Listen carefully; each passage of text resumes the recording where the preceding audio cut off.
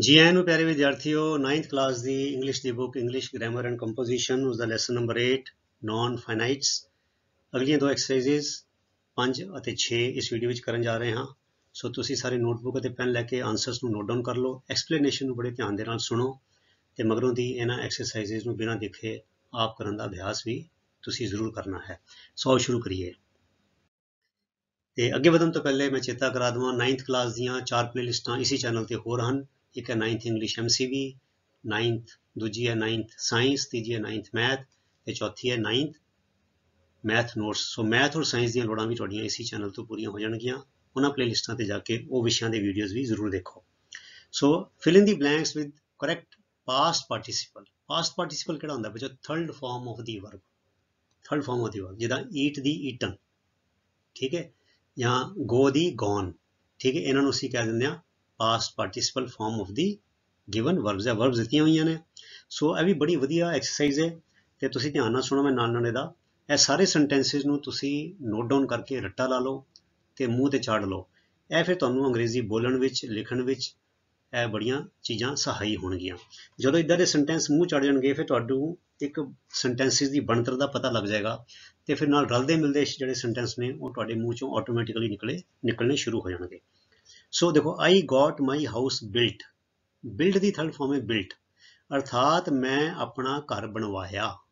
Got my house built ਅਰਥਾਤ ਰਾਜ ਮਿਸਤਰੀ ਕੋਲੋਂ, ਠੇਕੇਦਾਰ ਕੋਲੋਂ ਬਣਵਾਇਆ। ਹੀ ਗॉट ਦੀ ਬੁੱਕ ਟਰਾਂਸਲੇਟਿਡ। ਟਰਾਂਸਲੇਟ ਹੁੰਦਾ ਹੈ ਤਰਜਮਾ ਕਰਨਾ। ਹੀ ਗॉट ਦੀ ਬੁੱਕ ਟਰਾਂਸਲੇਟਿਡ, ਉਹਨੇ ਕਿਤਾਬ ਦਾ ਤਰਜਮਾ ਕਰਵਾਇਆ। ਮਤਲਬ ਕਿ ਇੱਕ ਤਾਂ ਹੈਗਾ ਹੀ ਟਰਾਂਸਲੇਟਿਡ ਦਾ ਬੁੱਕ, ਉਹਨੇ ਤਰਜਮਾ ਕੀਤਾ ਆਪ, ਪਰ ਤਰਜਮਾ ਕੀਤਾ ਨਹੀਂ ਹੈ, ਉਹਨੇ ਤਰਜਮਾ ਕਰਵਾਇਆ ਕਿਸੇ ਨੂੰ ਪੈਸੇ ਦੇ ਕੇ ਜਾਂ ਆਪਣੇ ਮਿੱਤਰ ਨੂੰ ਜਾਂ ਕਿਸੇ ਟਰਾਂਸਲੇਟਰ ਨੂੰ, ਪ੍ਰੋਫੈਸ਼ਨਲ ਨੂੰ ਕਿਹਾ ਵੀ ਤੁਸੀਂ ਇਸ ਕਿਤਾਬ ਦਾ, ਪੰਜਾਬੀ ਕਿਤਾਬ ਦਾ ਅੰਗਰੇਜ਼ੀ ਵਿੱਚ ਤਰਜਮਾ ਕਰੋ, ਜਾਂ ਅੰਗਰੇਜ਼ੀ ਦੀ ਕਿਤਾਬ ਇਹਦਾ ਪੰਜਾਬੀ ਵਿੱਚ ਤਰਜਮਾ ਕਰੋ, ਮੈਂ ਤੁਹਾਨੂੰ ਇਸ ਕੰਮ ਦੇ ਇੰਨੇ ਪੈਸੇ ਦੇਵਾਂਗਾ। ਸੋ ਹੀ ਗॉट ਦੀ ਬੁੱਕ ਟਰਾਂਸਲੇਟਿਡ, ਉਹਨੇ ਕਿਤਾਬ ਦਾ ਤਰਜਮਾ ਕਰਵਾਇਆ। ਦੀ ਵੂੰਡਿਡ ਸ਼ੋਲਜਰ, ਸ਼ੋਲਜਰ ਮੈਨੇ ਫੌਜੀ, ਵੂੰਡ ਮੈਨੇ ਹੁੰਦਾ ਹੈ ਜ਼ਖਮ ਤੇ ਵੂੰਡਿਡ ਮੈਨੇ ਜ਼ਖਮੀ ਹੋਇਆ ਹੋਇਆ। ਦੀ ਵੂੰਡਿਡ ਸ਼ੋਲਜਰ ਵਾਸ ਟੇਕਨ ਟੂ ਦੀ ਹਸਪੀਟਲ, ਅਰਥਾਤ ਜ਼ਖਮੀ ਹੋਇਆ, ਫੱਟੜ ਹੋਇਆ ਫੌਜੀ ਹਸਪਤਾਲ ਲਿਜਾਇਆ ਗਿਆ। ਦੀ ਓਵਰਸੀਅਰ, ਓਵਰਸੀਅਰ ਹੁੰਦਾ ਨਿਗਰਾਨ, ਜਿਹੜਾ ਸੁਪਰਿੰਟੈਂਡੈਂਟ ਉਹਨੂੰ ਕਹਿ ਦਿੰਦੇ ਆ। ਇਜ਼ ਗੈਟਿੰਗ ਦਿਸ ਹਾਊਸ ਅਨਲੌਕਡ, ਮਤਲਬ ਕੋਈ ਹਾਊਸ ਡਿਸਪਿਊਟ ਵਿੱਚ ਹੈਗਾ, ਕੋਈ ਝਗੜਾ ਚੱਲ ਰਿਹਾ ਤੇ ਉਹਦਾ ਮਤਲਬ ਕਿ ਲੌਕ ਲੱਗਾ ਹੋਇਆ ਤੇ ਕੋਰਟ ਨੇ ਕਿਹਾ ਕਿ ਖੋਲੋ ਤੇ ਅਫਸਰ ਭੇਜ ਦਿੱਤਾ। ਤੇ the officer is getting this house unlocked, ਅਰਥਾਤ ਜਿਹੜਾ ਓਵਰਸੀਅਰ ਹੈ, ਸੁਪਰਿੰਟੈਂਡੈਂਟ ਹੈਗਾ, ਉਹ ਇਸ ਘਰ ਨੂੰ ਖੁਲਵਾ ਰਿਹਾ ਹੈ, ਤਾਲਾ ਖੁਲਵਾ ਰਿਹਾ ਹੈ। ਕੋਰਟ ਤੋਂ ਆਰਡਰ ਆਇਆ ਵੀ ਤਾਲਾ ਖੋਲੋ ਤੇ ਅੱਗੇ ਜਿਹੜੀ ਹੈ ਕਾਰਵਾਈ ਕਰੋ, ਠੀਕ ਹੈ। ਗੈਟਿੰਗ ਦਿਸ ਹਾਊਸ ਅਨਲੌਕਡ, ਇਸ ਘਰ ਨੂੰ ਖੁਲਵਾ ਰਿਹਾ ਹੈ। ਦੀ ਫੇਡਡ, ਫੇਡਡ ਹੁੰਦਾ ਹੈ ਫਿੱਕਾ ਪੈ ਜਾਣਾ, ਰੰਗ ਦਾ ਫਿੱਕਾ ਪੈ ਜਾਣਾ। ਰੋਜ਼, ਗੁਲਾਬ ਦਾ ਫੁੱਲ, ਮੁਰਝਾ ਜਾਣਾ, ਕੁਮਲਾ ਜਾਣਾ, ਫਿੱਕਾ ਹੋ ਜਾਣਾ। ਵਾਸ ਥਰੋਨ ਆਊਟ, ਦੀ ਫੇਡਡ ਰੋਜ਼ ਵਾਸ ਥਰੋਨ ਆਊਟ, ਅਰਥਾਤ ਮੁਰਝਾਇਆ ਹੋਇਆ ਗੁਲਾਬ ਬਾਹਰ ਸਿੱਟ ਦਿੱਤਾ ਗਿਆ। ਥਰੋਨ ਆਊਟ, ਬਾਹਰ ਸਿੱਟ ਦਿੱਤਾ ਗਿਆ। ਕਿਹੜਾ ਰੋਜ਼? ਫੇਡਡ ਰੋਜ਼, ਮੁਰਝਾਇਆ ਗਿਆ, ਕੁਮਲਾਇਆ ਗਿਆ, ਫਿੱਕਾ ਪੈ ਗਿਆ। You must get the room painted, ਅਰਥਾਤ ਤੈਨੂੰ ਕਮਰੇ ਨੂੰ ਰੰਗ ਕਰਵਾਉਣਾ ਚਾਹੀਦਾ ਹੈ। ਇੱਕ ਤਾਂ ਨਾ you must paint the room, ਤੈਨੂੰ ਕਮਰੇ ਨੂੰ ਰੰਗ ਕਰਨਾ ਚਾਹੀਦਾ ਹੈ, ਇੱਦਾਂ ਨਹੀਂ, ਤੈਨੂੰ ਕਮਰੇ ਨੂੰ ਰੰਗ ਕਰਵਾਉਣਾ ਚਾਹੀਦਾ ਹੈ। You must get the room painted. ਇਹ ਬੱਚੇ ਬੜੇ ਮਹੱਤਵਪੂਰਨ ਸੈਂਟੈਂਸਿਸ ਨੇ, ਬੜੇ ਪ੍ਰੈਕਟੀਕਲ ਨੇ। ਮੈਂ ਤੁਹਾਨੂੰ ਫਿਰ ਕਹਿ ਰਿਹਾ ਇਹਨਾਂ ਨੂੰ ਬੜੀ ਚੰਗੀ ਤਰ੍ਹਾਂ ਤੁਸੀਂ ਰੱਟਾ ਲਾ ਲਿਓ ਤੇ ਫਿਰ ਤੁਹਾਡੇ ਮੂੰਹ ਤੇ ਇਹ ਚੀਜ਼, ਉਹਦੀ ਸੈਂਟੈਂਸਿਸ ਦੀ ਬਣਤਰ ਚੜ ਜਾਏਗੀ ਤੇ ਇਦਾਂ ਦੇ ਹਜ਼ਾਰਾਂ ਸੈਂਟੈਂਸਿਸ ਬਣ ਜਾਂਦੇ ਨੇ। ਜੇ ਇਹ ਤੁਹਾਡੇ ਮੂੰਹ ਤੇ ਚੜ ਜਾਣਗੇ ਫਿਰ ਦੂਜੇ ਸੈਂਟੈਂਸਿਸ ਨੂੰ ਬੋਲਣਾ, ਸਮਝਣਾ ਤੁਹਾਡੇ ਲਈ ਬੜਾ ਆਸਾਨ ਹੋ ਜਾਏਗਾ। ਦੀ cooked food got spoiled, food ਮੈਨੇ ਖਾਣਾ, ਕੁਕਡ ਮੈਨੇ ਬਣਾਇਆ ਗਿਆ ਖਾਣਾ, ਪਕਵਾਨ ਮਤਲਬ ਜਿਹਨੂੰ ਕੁੱਕ ਕੀਤਾ ਗਿਆ, ਅੱਗ ਤੇ ਪਕਾਇਆ ਗਿਆ। ਗॉट ਸਪੋਇਲਡ, ਸਪੋਇਲਡ ਮੈਨੇ ਖਰਾਬ ਹੋ ਗਿਆ, ਅਰਥਾਤ ਜਿਹੜਾ ਖਾਣਾ ਸੀ, ਬਣਿਆ ਹੋਇਆ ਖਾਣਾ ਸੀ, ਉਹ ਖਰਾਬ ਹੋ ਗਿਆ, ਠੀਕ ਹੈ। ਗਿਵ ਆ ਰਿਟਨ ਸਟੇਟਮੈਂਟ, ਸਟੇਟਮੈਂਟ ਹੁੰਦਾ ਬਿਆਨ, ਇੱਕ ਹੁੰਦਾ ਜ਼ੁਬਾਨੀ ਬਿਆਨ ਤੇ ਰਿਟਨ ਮੈਨੇ ਲਿਖਤੀ।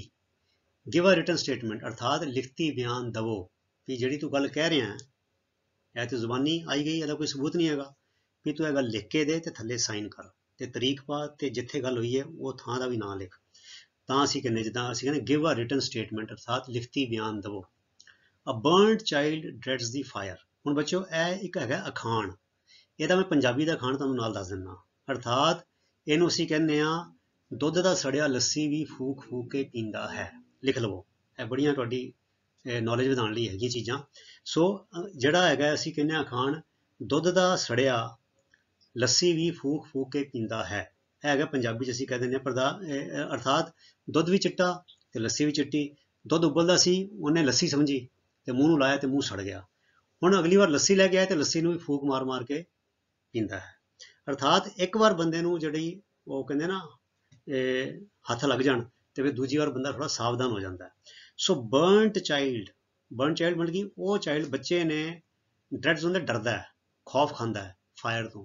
ਕਈ ਵਾਰ ਨਿਆਣਾ ਛੋਟਾ ਹੁੰਦਾ, ਉਹਨੂੰ ਪਤਾ ਨਹੀਂ ਹੁੰਦਾ ਅੱਗ ਕੀ ਹੈ, ਜਦੋਂ ਉਹ ਅੱਗ ਨੂੰ ਦੇਖਦਾ ਉਹ ਕਹਿੰਦਾ ਖਿਡੌਣਾ ਜਿਹਾ, ਉਹ ਹੱਥ ਪਾਉਂਦਾ ਤੇ ਹੱਥ ਲੁਹਿਆ ਜਾਂਦਾ, ਉਹ ਫਿਰ ਚਾਂਗਰਾ ਮਾਰਦਾ, ਚੀਕਦਾ ਤੇ ਉਸ ਤੋਂ ਬਾਅਦ ਫਿਰ ਕੀ ਹੁੰਦਾ, ਉਹਨੂੰ ਅੱਗ ਤੋਂ ਡਰ ਪੈ ਜਾਂਦਾ ਹੈ। ਤੇ ਇਹ ਬਣਿਆ ਹੋਇਆ ਹੈ ਅ ਬਰਨਟ ਚਾਈਲਡ ਡਰੈਡਸ ਦੀ ਫਾਇਰ, ਅਰਥਾਤ ਲੁਹਿਆ ਹੋਇਆ ਬੱਚਾ ਅੱਗ ਤੋਂ ਖੌਫ ਖਾਂਦਾ ਹੈ। ਅਰਥਾਤ ਇੱਕ ਵਾਰ ਕਿਸੇ ਨੂੰ ਹੱਥ ਪੈ ਜਾਣ ਤੇ ਫਿਰ ਉਹ ਮੁੜ ਕੇ ਉਹ ਤੋਂ ਡਰਦਾ ਹੈ, ਉਹ ਤੋਂ ਘਬਰਾਉਂਦਾ ਹੈ। ਠੀਕ ਹੈ। ਜਾਂ ਫਿਰ ਜਿਹੜਾ ਦੁੱਧ ਦਾ ਸੜਿਆ ਲੱਸੀ ਵੀ ਫੂਕ ਫੂਕ ਕੇ ਪੀਂਦਾ ਹੈ, ਇਹ ਲਿਖ ਲਵੋ, ਇਹ ਬੜਾ ਮਹੱਤਵਪੂਰਨ ਅਖਾਣ ਹੈਗਾ। This college does not admit failed students, student ਮੈਨੇ ਵਿਦਿਆਰਥੀ, ਫੇਲਡ ਮੈਨੇ ਫੇਲ ਹੋਏ ਹੋਏ, ਅਰਥਾਤ ਜਿਹੜੇ ਕਾਮਯਾਬ ਨਹੀਂ ਹੋਏ, ਫੇਲ ਹੋ ਗਏ ਨੇ। ਐਡਮਿਟ ਮੈਨੇ ਦਾਖਲਾ ਦੇਣਾ। ਇਹ ਵਾਲਾ ਕਾਲਜ ਫੇਲ ਹੋਏ ਵਿਦਿਆਰਥੀਆਂ ਨੂੰ ਦਾਖਲਾ ਨਹੀਂ ਦਿੰਦਾ। He died of a broken heart, broken heart ਮਤਲਬ ਕਿ ਸਦਮਾ ਲੱਗਣਾ, ਤੇ ਕਹਿੰਦੇ ਮੇਰਾ ਦਿਲ ਟੁੱਟ ਗਿਆ, ਕੁਛ ਹੋਇਆ ਤੇ ਦਿਲ ਟੁੱਟ ਗਿਆ ਤੇ ਸਦਮਾ ਲੱਗਾ। ਅਰਥਾਤ he died of a broken heart ਮਤਲਬ ਕਿ ਉਹ ਟੁੱਟੇ ਦਿਲ ਕਰਕੇ, ਅਰਥਾਤ ਡੂੰਘੇ ਸਦਮੇ ਕਰਕੇ ਮਰ ਗਿਆ। The officer wants this work finished by today, work finished ਅਰਥਾਤ ਅਫਸਰ ਚਾਹੁੰਦਾ ਹੈ, ਅਫਸਰ ਇਸ ਕੰਮ ਨੂੰ, ਦਿਸ ਵਰਕ ਇਸ ਕੰਮ ਨੂੰ ਅੱਜ ਖਤਮ ਹੋਇਆ ਚਾਹੁੰਦਾ ਹੈ, ਉਹ ਚਾਹੁੰਦਾ ਵੀ ਇਹ ਕੰਮ ਅੱਜ ਸਾਰਾ ਖਤਮ ਹੋ ਜਾਏ। ਹੂ ਲਾਈਕਸ ਰੋਟਨ ਵੈਜੀਟੇਬਲਸ, ਵੈਜੀਟੇਬਲ ਸਬਜ਼ੀਆਂ, ਰੋਟਨ ਮੈਨੇ ਸੜੀਆਂ ਹੋਈਆਂ। ਹੂ ਲਾਈਕਸ, ਇਹ ਮਤਲਬ ਕਿ ਇਹ ਕਹਿਣ ਦਾ ਢੰਗ ਹੈ ਵੀ ਕੋਈ ਵੀ, ਜਿੱਦਾਂ ਅਸੀਂ ਕਹੀਏ ਵੀ ਸੜੀਆਂ ਸਬਜ਼ੀਆਂ ਕੌਣ ਪਸੰਦ ਕਰਦਾ ਹੈ, ਅਰਥਾਤ ਇਹ ਕਹਿਣ ਦਾ ਮਤਲਬ ਵੀ ਸੜੀਆਂ ਸਬਜ਼ੀਆਂ ਕੋਈ ਵੀ ਲੈਣਾ ਖਰੀਦਣਾ ਪਸੰਦ ਨਹੀਂ ਕਰਦਾ। ਸੋ ਰੋਟਨ ਮੈਨੇ ਸੜੀਆਂ ਹੋਈਆਂ, ਹੂ ਲਾਈਕਸ ਰੋਟਨ ਵੈਜੀਟੇਬਲਸ, ਕੌਣ ਸੜੀਆਂ ਸਬਜ਼ੀਆਂ ਪਸੰਦ ਕਰਦਾ ਹੈ। ਦੈਟ ਲੇਡੀ, ਉਹ ਬੀਬੀ, ਫਾਊਂਡ ਹਰ ਲੋਸਟ ਪਰਸ, ਉਹਨੂੰ ਆਪਣਾ ਗੁਆਚਿਆ ਪਰਸ ਲੱਭ ਪਿਆ। ਠੀਕ ਹੈ। ਪਰਸ ਕਿਹੜਾ ਪਰਸ, ਲੋਸਟ ਗੁਆਚਿਆ ਹੋਇਆ, ਜਿਹੜਾ ਗੁਆਚ ਗਿਆ ਸੀ ਕੁਝ ਘੰਟੇ ਪਹਿਲੇ, ਕੁਝ ਦਿਨ ਪਹਿਲੇ। ਠੀਕ ਹੈ।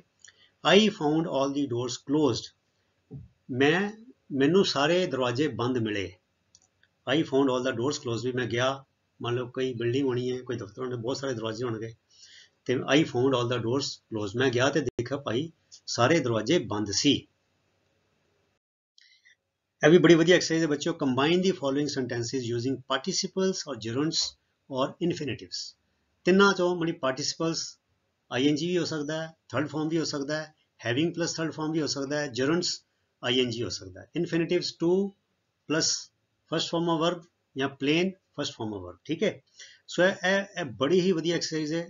ਇਹ ਥੋੜੀ ਕਿਸਮ ਦੀ ਤੁਹਾਡੀ ਦਿਮਾਗੀ ਕਸਰਤ ਵੀ ਹੈਗੀ ਹੈ। ਦੋ ਸੈਂਟੈਂਸ ਦਿੱਤੇ ਨੇ ਤੇ ਦੋ ਨੂੰ ਇੱਕ ਬਣਾਉਣਾ ਹੈ।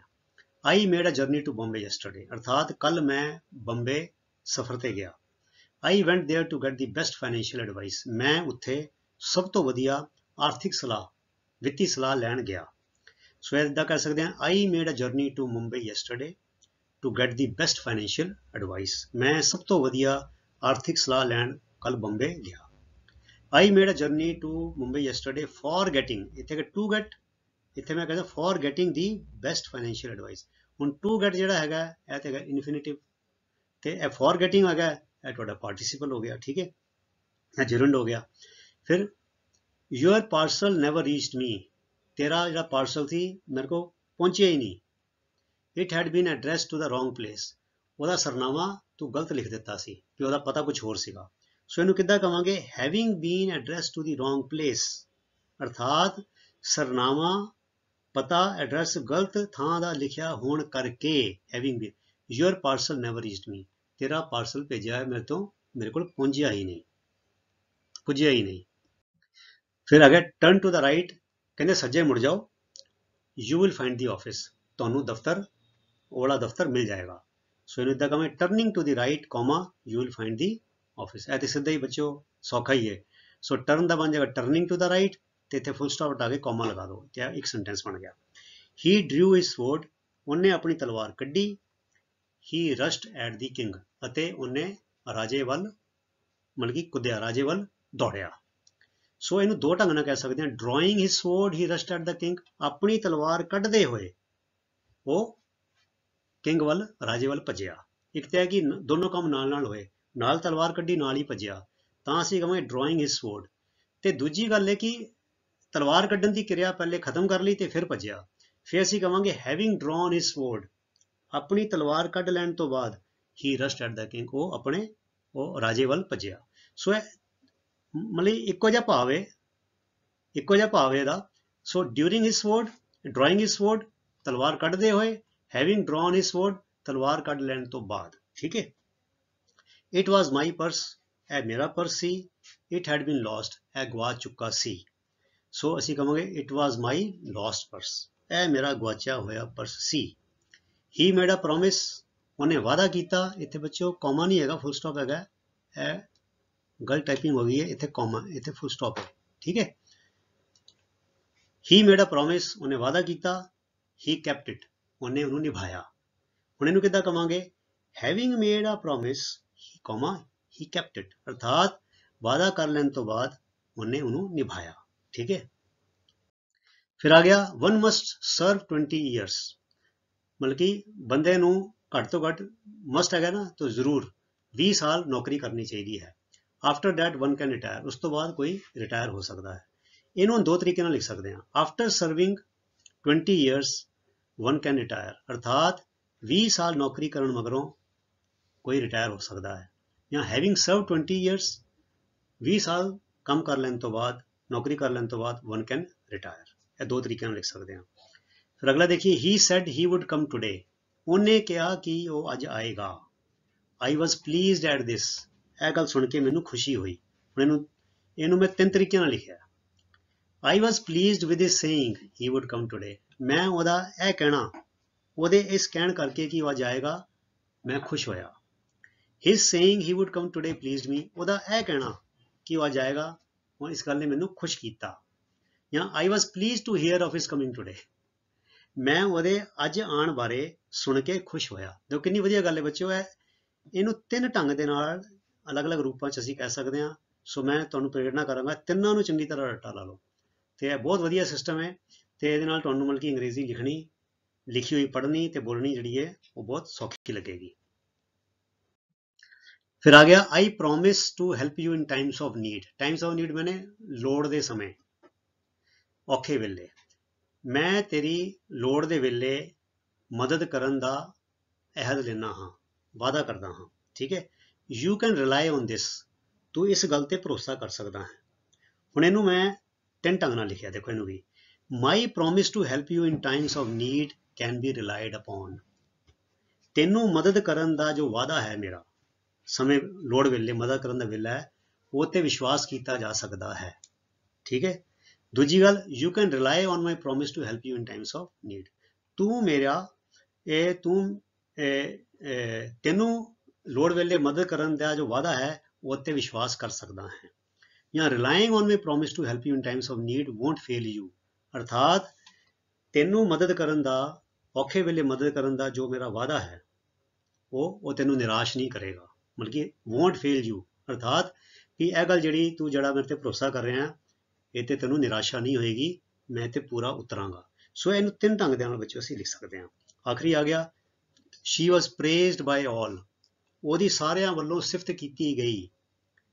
ਸ਼ੀ ਗਰੂ ਪ੍ਰਾਊਡ, ਉਹ ਅਹੰਕਾਰੀ ਬਣ ਗਈ, ਸਾਰਿਆਂ ਜਿਹੜੇ ਸਿਫਤ ਕੀਤੀ ਤੇ ਉਹਨੂੰ ਘਮੰਡ ਹੋ ਗਿਆ। ਸ਼ੀ ਗਰੂ ਪ੍ਰਾਊਡ, ਤੈਨੂੰ ਇਦਾਂ ਦੇਖ ਸਕਦੇ ਹਾਂ ਦੋ ਢੰਗ ਨਾਲ, ਬੀਇੰਗ ਪ੍ਰੇਜ਼ਡ ਬਾਏ ਆਲ, ਸਾਰਿਆਂ ਵੱਲੋਂ ਤਾਰੀਫ ਕੀਤੇ ਜਾਣ ਕਰਕੇ ਸ਼ੀ ਗਰੂ ਪ੍ਰਾਊਡ, ਉਹ ਘਮੰਡੀ ਹੋ ਗਈ।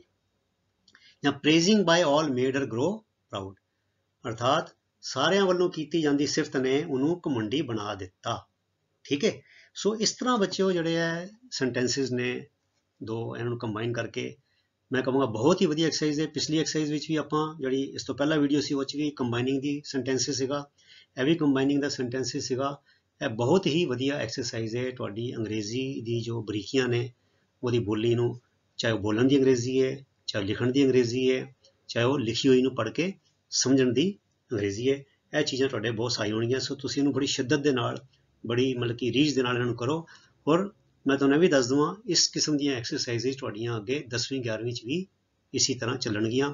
ਸੋ ਜੇ ਤੁਸੀਂ ਹੁਣ ਇਹਨਾਂ ਨੂੰ ਚੰਗੀ ਤਰ੍ਹਾਂ ਕਰ ਲਓਗੇ ਤੇ ਆਉਣ ਵਾਲੇ ਸਮੇਂ ਵਿੱਚ ਤੁਹਾਡੀ ਜਿਹੜੀ ਮੁਹਾਰਤ ਹੈ ਹੋਰ ਵਧੀਆ ਹੁੰਦੀ ਜਾਏਗੀ।